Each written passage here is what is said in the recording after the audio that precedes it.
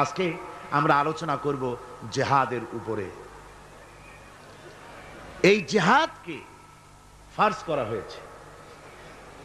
জিহাদ সম্পর্কে আমাদের সামনে যে চিত্র ভেসে ওঠে জিহাদের কথা শুনলেই, সেটা হচ্ছে এই জিহাদ মানেই হচ্ছে হাতের কাছে যা পাও, দা খন্তা শাবল, তাই নিয়ে ঝাঁপায় পড়ো, আর কাফের যে জায়গায় পাও টুকরা টুকরা করে শেষ করে দাও, এর নাম জিহাদ।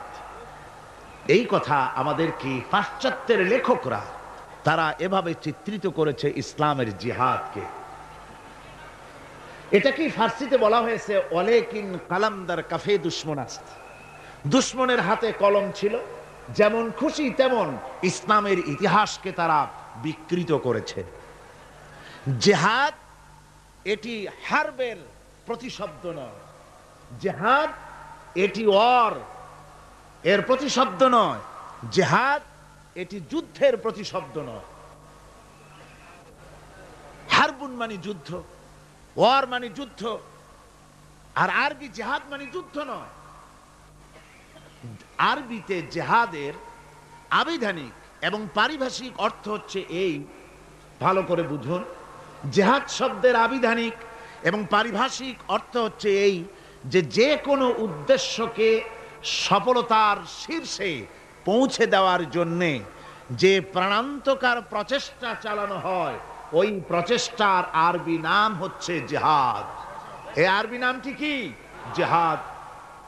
আমি আল্লাহর দ্বীন কায়েম করতে চাই, এজন্য যে আল্লাহ পাক আমাকে যদি শক্তি দিয়ে থাকেন অর্থ খরচ করা, আমার যদি টাকা কড়ি থাকে, এই রাস্তায় টাকা খরচ করা হচ্ছে আমার মালি জিহাদ। এই রাস্তায় যদি আমি বক্তব্য রাখতে পারি, তো আমি যদি বলিষ্ঠ কণ্ঠে আল্লাহর দ্বীন কায়েমের সংগ্রামের পথে যদি কথা বলতে পারি, এটা আমার বক্তব্যের জিহাদ।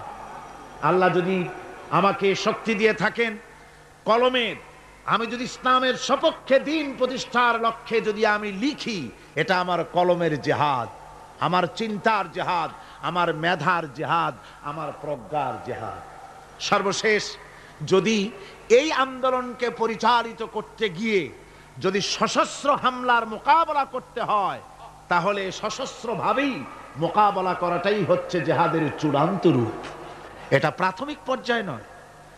জিহাদ অর্থই এটা নয় যে লাঠি ঠ্যাঙ্গা নিয়ে যারে পান ইসলাম মানে না ওর মাথা ভাঙ্গে দেন, এরকম নয়। আল্লাহ পাক তা বলেননি। কোরআনে কারীমে রব্বুল আলামিন বলেছেন, রাসূল পাক সাল্লাল্লাহু আলাইহি ওয়াসাল্লামকে বলেছেন, ইন্নামা আনতা মুযাক্কিরুল লাস্তা আলাইহিম বিমুসাইতির।